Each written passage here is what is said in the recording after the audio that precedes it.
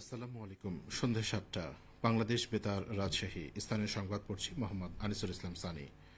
ত্রয়োদশ জাতীয় সংসদের প্রথম অধিবেশন আজ অনুষ্ঠিত হয়েছে। অধিবেশনের শুরুতেই পবিত্র কোরআন তেলাওয়াত করা হয়। এরপর বক্তব্য দেন সংসদ নেতা প্রধানমন্ত্রী তারেক রহমান। বক্তব্যের শুরুতেই তিনি ১৯৭১ সাল থেকে সকল আন্দোলন সংগ্রামের শহীদদের স্মরণ করেন।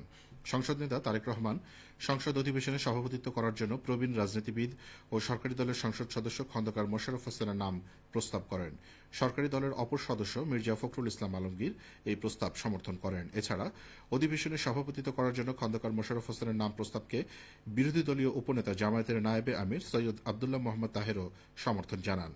এদিকে জাতীয় সংসদের স্পিকার হিসেবে মেজর অবসরপ্রাপ্ত হাফিজউদ্দিন আহমেদ বীর বিক্রম এবং ডেপুটি স্পিকার হিসেবে ব্যারিস্টার কায়সার কামাল শপথ গ্রহণ করেছেন।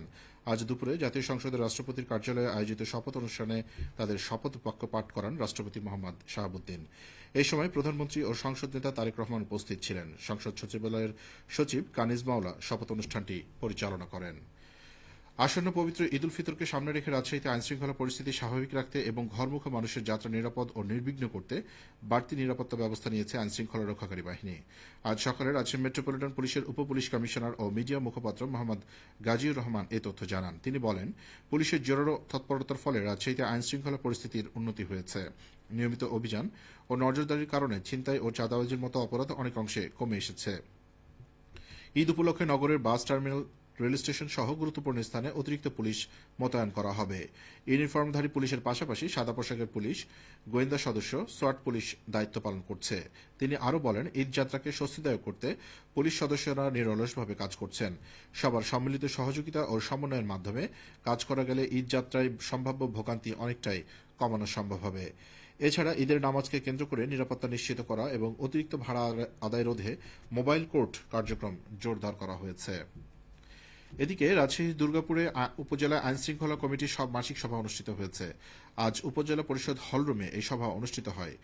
সভায় আসন্ন ঈদ উল ফিতরকে সামনে রেখে উপজেলার সার্বিক আইনশৃঙ্খলা পরিস্থিতি, অপরাধ দমন, মাদক নিয়ন্ত্রণ এবং জননিরাপত্তা জোরদার করার বিষয়ে গুরুত্বপূর্ণ সিদ্ধান্ত নেওয়া হয়। উপজেলা নির্বাহী কর্মকর্তা মাস্তুরা আমিনা সভাপতিত্বে এই সময় সহকারী কমিশনার ভূমি লাইলা নূর তানজু, উপজেলা স্বাস্থ্য কমপ্লেক্সের ডাক্তার মোহাম্মদ রুহুল আমিন সহ বিভিন্ন দপ্তরের কর্মকর্তা, কর্মচারী, রাজনৈতিক ব্যক্তিবর্গ, জনপ্রতিনিধি ও স্থানীয় গণমাধ্যম কর্মীবৃন্দ উপস্থিত ছিলেন। এছাড়া নাটোরের লালপুর উপজেলা আইনশৃঙ্খলা রক্ষাকারী কমিটির সভা অনুষ্ঠিত হয়েছে। আজ উপজেলা পরিষদ সম্মেলন কক্ষে আয়োজিত সভায় সভাপতিত্ব করেন উপজেলা নির্বাহী অফিসার জুলহাস হোসেন সৌরভ। সভায় নিত্য প্রয়োজনীয় পণ্যের সরবরাহ এবং মূল্য পরিস্থিতি সম্পর্কে আলোচনা শেষে সন্তোষ প্রকাশ করা হয়। এ ধারা অব্যাহত রাখতে কঠোর মনিটরিং ব্যবস্থা আরোপের সিদ্ধান্ত গ্রহণ করা হয়। আসন্ন ঈদ উল ফিতর শান্তিপূর্ণ পরিবেশে আয়োজনে, ঈদের কেনাকাটা এবং ঈদের নামাজ আয়োজন বিষয়ে সভায় আলোচনা শেষে সিদ্ধান্ত গ্রহণ করা হয়। নওগাঁ জেলায় সরিষা চাষ করে লাভবান হচ্ছেন কৃষক। চলতি মৌসুমে জেলায় ৫৬,৮০০ হেক্টর জমিতে সরিষার আবাদ হয়েছে। ইতিমধ্যে চাষিরা বেশিরভাগ ফলন ঘরে তুলেছেন। এ নিয়ে এখন শুনুন একটি বিশেষ প্রতিবেদন।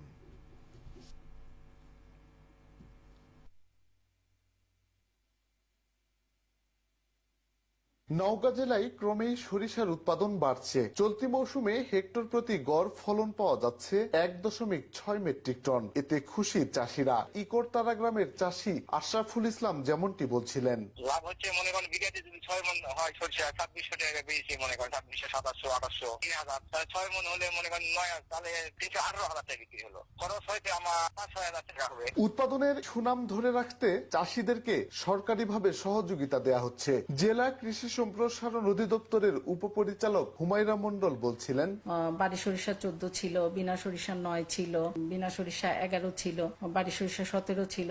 মোটামুটি আমরা সরিষায় ভালো ফলন পেয়েছি। সরিষায় আমাদের প্রণোদনা কর্মসূচি ছিল। আমরা প্রায় ৫২,০০০ কৃষককে আমরা সরিষার বীজ এবং সার প্রদান করতে পেরেছি। চলতি মৌসুমে নওগাঁর ১১টি উপজেলায় সরিষার মোট উৎপাদন ধরা হয়েছে ৯০,০০০ মেট্রিক টন।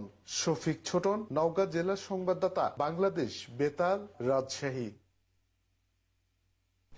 সবশেষে আবহাওয়া। আজ রাজশাহীতে সর্বোচ্চ তাপমাত্রা ছিল ৩২ ডিগ্রি এবং সর্বনিম্ন ২৩.৫ ডিগ্রি সেলসিয়াস। সন্ধ্যা ৬টায় বাতাসে আপেক্ষিক আর্দ্রতার পরিমাণ ছিল ৬৯%। রাজশাহী ও পার্শ্ববর্তী এলাকায় আগামীকাল সেহরির শেষ সময় ভোর ৫টায়। সংবাদ শেষ হল। আমাদের পরবর্তী স্থানীয় সংবাদ প্রচারিত হবে আগামীকাল সকাল ৮টা ১০ মিনিটে।